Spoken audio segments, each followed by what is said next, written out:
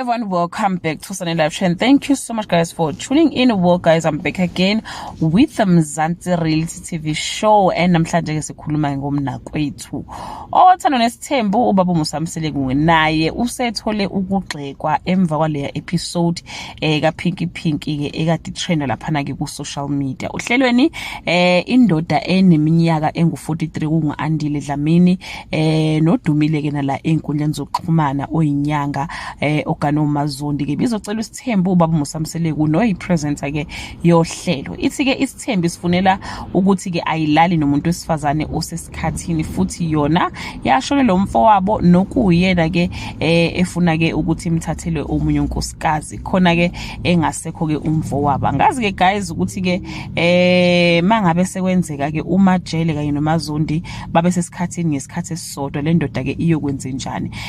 Nathi ke into edina abantu kakhulu ukuthi ke lenyanga ngazi ukuthi ke is taking advantage kulomuntu ke wesifazane osasemncane osafunda ke nesikole yena ke she's not underage guys, akekho omncane ngaleyo ndlela but nje ubuya sengazi ukuthi umuntu nje unayo nje inkinga ethizini yabo.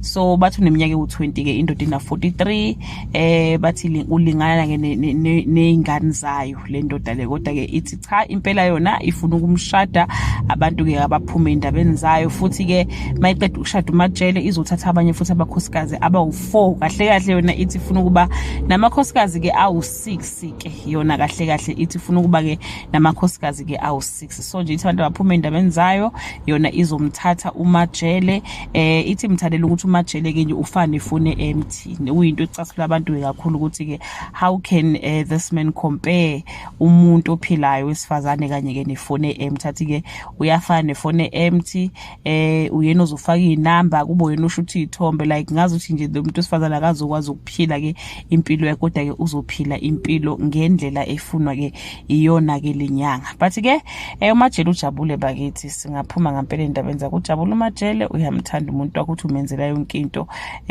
So yeah guys, but ke abantu abacommentayo hayi cha abekho happy kodwa ke ayikho into abangayenza nkosiyami ngoba phela ke i-decision yothando iphakathi kwabantu ke ababili uMajele kanye ke nobaba ke uDlamini futhi kumndeni kaMajele awunayo inkinga usuvumile.